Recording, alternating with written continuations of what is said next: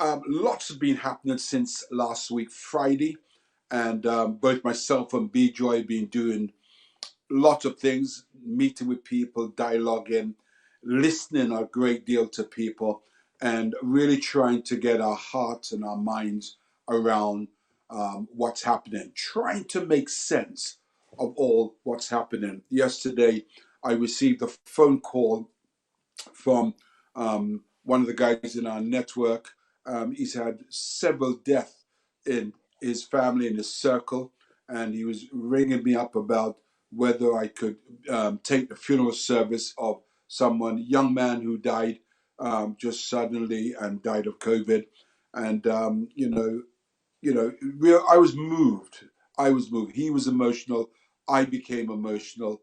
And yet, we must acknowledge that there's a lot of pain that is around today in not only in the big cities, but right across the nation and right across the nations of the world. Another good friend of mine, she's been posting on Facebook to pray for her mother. Her mother's making steady recovery.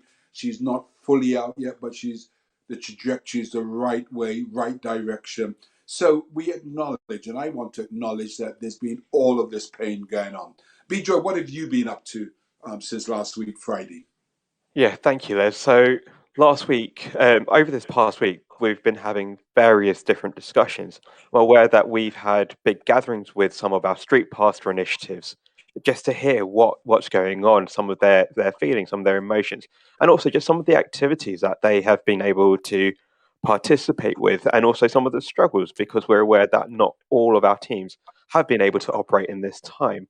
But actually, they have still been active in praying for their communities, in speaking with the local authorities and the local police, because that's the nature of the work that we do. It's the development and the strength of relationship of agencies and people and communities all over the UK, because it's only together that we can actually effectively put together a program to say, let's move forward.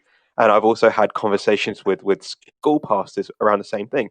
And there are some fascinating and some exciting projects looking at how we can create spaces, both physically and virtually, to support not just the students who have been going through a tough time and have been incredible through this season, just their resilience and their heart to want to know more. And it hasn't been easy for them. So our school pastors, the teachers, the staff have been doing a fantastic job in looking after them.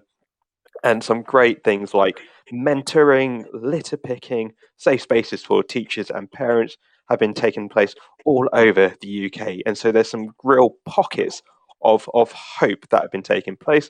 And also this the runway, which was launched and set up by Esther Bonsu Liebert, has created a space where discussions can be taking place around issues and concerns around COVID-19, around the vaccine. So the week before, we had a session where we looked at the vaccine itself from both a scientific and a theological background, which was great. We had almost 100 plus um, audience members tuning in just to hear what the discussion was, and the panelists who had to share were great. And this past week, we looked at some of the mental health concerns and issues that have been surrounding COVID-19, the different generations, and actually what place our GPs, our doctors have had to play in that, but also how Mm. our churches can step up to the plate and be part of the response and the intervention in that. And I BeJoy, want to speak more. BeJoy, I was going to ask you before you go on because you mentioned the mental health, and I know you mentioned something of students, but what are you sensing in terms of children and young people? Children in the primary school, children in secondary school, young people. Is there a sense of how they're taking it? Because I know that I spoke just last night to some young people, and they were talking about losing rhythms, Yeah, out of sync with routine, finding it difficult. What are you yeah, getting? yeah, absolutely. So I think with this lockdown in particular, the majority of the young people nationwide have found it very, very difficult. It has not Mm, been easy, having to be online in front of a screen. and without having been able to have that connection with their peers in the same way has been tough. And also, I don't think the weather has helped. We're often aware that actually the amount of Mm, daylight and the amount of sunshine we can absorb has such a big impact on our emotional state. And the fact that in January it is a dark month for mm, everyone in the UK, that has an impact. And we need to recognize that as things get lighter and brighter, people's emotional states will improve. But it's about how can we help our young people and our students process this period and help okay. build their resilience as we move Mm, forward. And I want to appreciate speak that. about this concept of hope because it's something that we speak about a lot within the church. And as we move forward, we've got to ask the question actually, what does that hope actually mean? And what are some of the practical, physical things that we can put in place to say, this is what our hope is leading us to? And we've got some great friends Great. at the yourneighbor.org who have just launched their Give Hope campaign, looking at how churches can engage with being part of that practical application. And an analogy that I shared with my school pastors, and sometimes with our street pastors, is hope is helping open people's eyes. And all about saying that Mm, we believe as Christians, we have this light that is guiding us, that is leading us, that is taking us out of darkness and bringing us into a place of peace. And this excellent. period of Lent is that reflection of Jesus physically taking us through the darkness to the time where we see him on the cross into that light. And that's our Wonderful. encouragement that Jesus is here with us and walking with us through this time. BeJoy, just take us back to the runaway program because I know you've been discussing. You said, last week over 100 people there. Just take us back a bit. So, what are people saying? Now, I know that a lot of people who were on that platform weren't Christian or on the fringe of faith. What are people talking about? What are they, anxious about? What are they concerned about?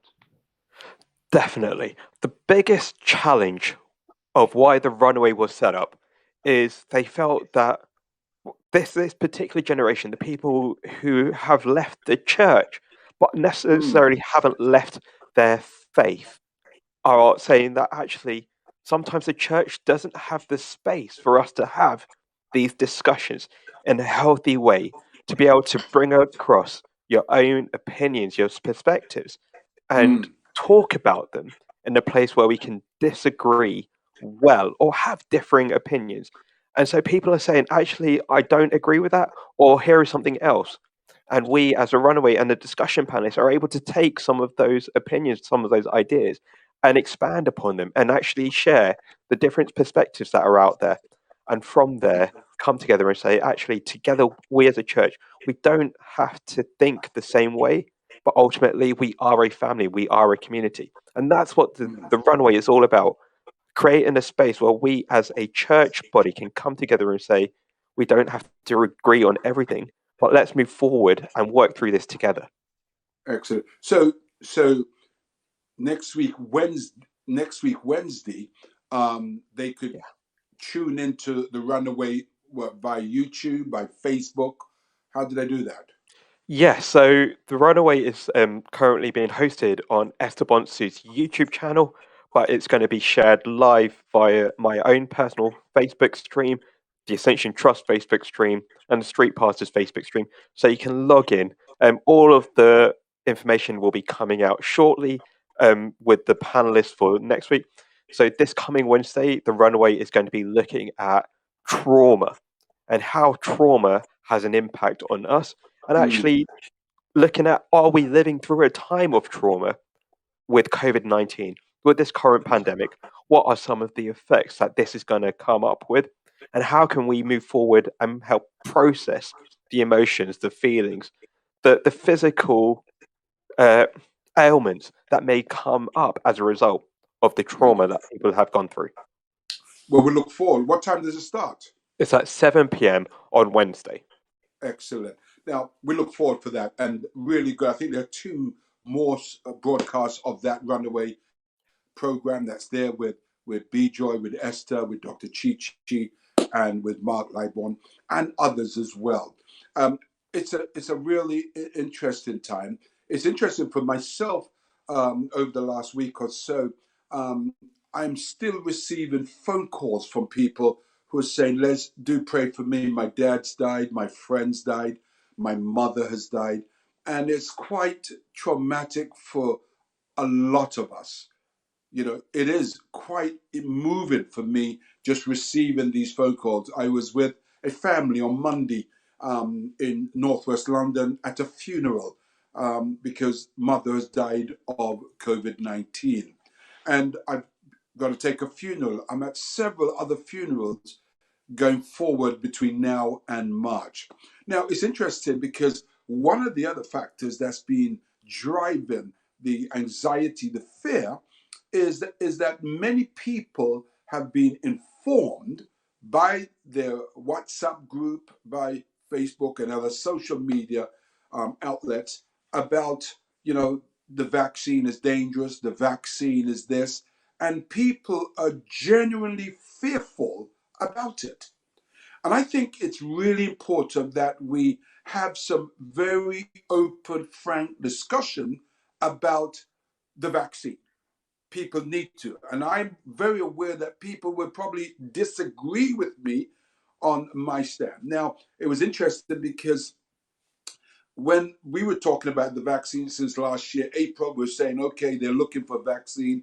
And we were talking about what does it mean for the Joe public like you and I? What does it mean? What does it mean for the nation or the nations of the world? Will they have a vaccine passport?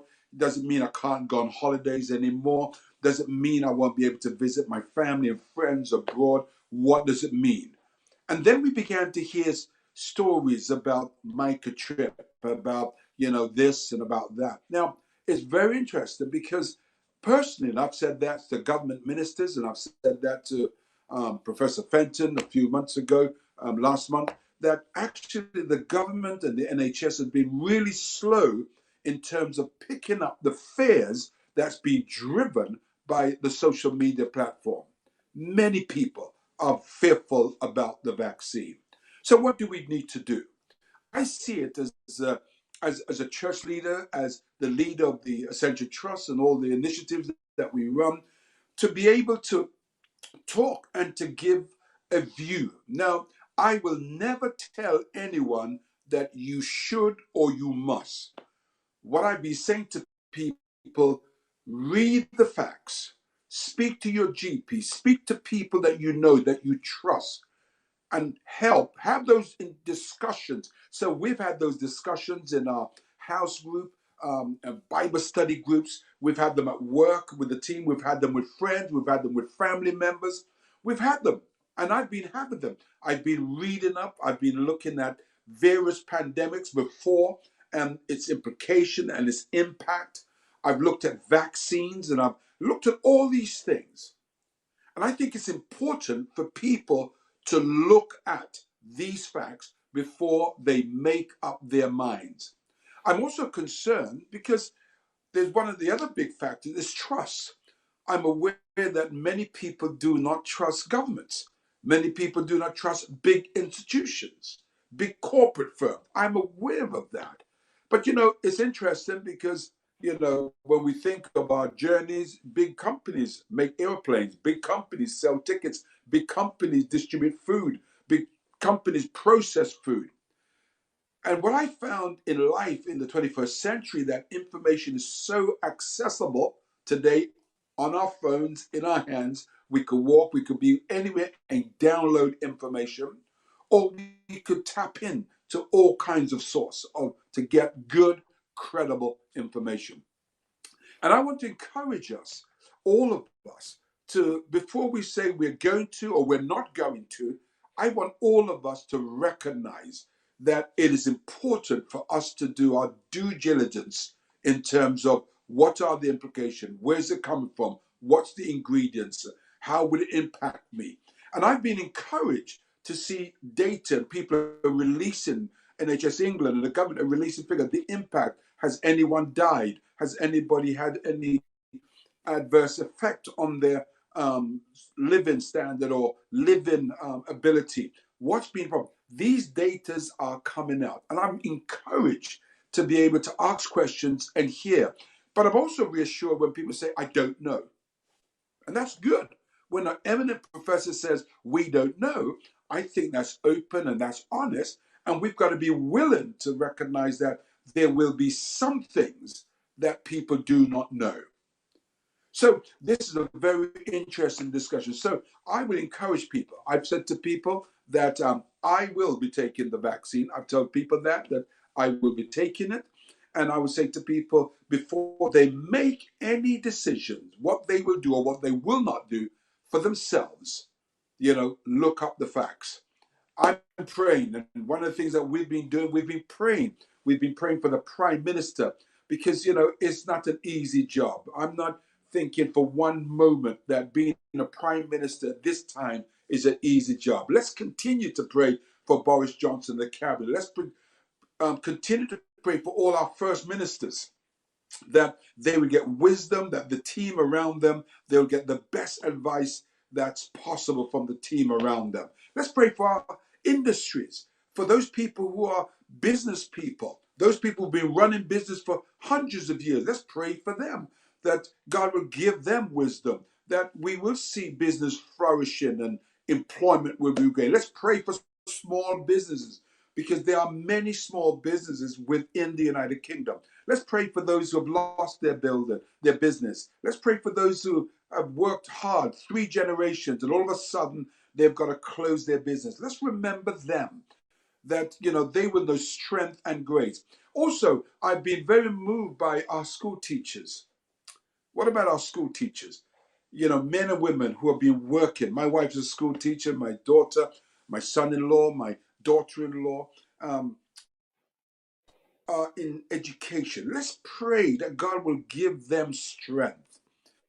I was speaking to some undertakers some months ago, and we forget the undertakers, but they're human beings like us, having to take those bodies and bodies after bodies after bodies. Let's remember them, their families. So in this day where there's so many questions, in a time where people are thinking about themselves, I would encourage you to think about others as well. Let's ask the Lord. I'm a Christian. I have a faith that's real, a faith that's tangible. And I've heard Jesus says this: let not your heart be troubled. You believe in God, believe also in me. So I want to encourage you, in the midst of all the pain, in the midst of all the difficulties, embrace the words of Jesus. Embrace the words of Jesus and allow him to minister to you. BeJoy, would you want to say one final thing before we close off today? I think that the main thing for me is this idea of hope that goes with everything you shared about prayer and the words of Jesus. In Hebrews 11, it says, faith is the confidence of the things hoped for and the certainty of the things that aren't seen. So let's move forward in faith and confident that hope will arrive and hope is on its way. Great stuff. Thank you for that. And it's just really good to see you all. Good to see Anwar. Good, Kaylee, it's good to see you. And folks who are just following us. Remember, every Friday we'll be here. Please do remember to download the app and subscribe. Okay, so you can subscribe and you can be informed whenever we're doing this broadcast. Please go to our Ascension Trust YouTube channel, and you could see this on there as well, and the other things that we're doing. Please pray as well for Dr. Chichi Ekitor. She's leading 5-2 medic teams, and she's working with a group of doctors, psychotherapists, counselors, nurses, and they're trying to really put on webinars, well-being webinars as well, to really help the community here in London and further afield. So please be safe. Remember, wash your hands. Remember, wear your mask. And remember, keep a social distance. And please, please, please do. I know it's hard to adhere to the government guidance. I know it's tough, it's hard, it's difficult, it's emotional, but I believe that we will soon get out of this. And one day we will remember what we went through. We'll be out of the woods and we'll be through it. And then, we'll be singing, having a great time, and knowing something of, that relationship that we're so used to. So have a great weekend. The Lord bless you. Do join me on Sunday morning on my Facebook. Every Sunday morning, 8 o'clock, I share scriptures and I give a word of encouragement. So do join me every Sunday morning on Les Isaac Facebook page. The Lord bless you. Have a great week. Thank you, BeJoy. Thank you, everyone. Take care.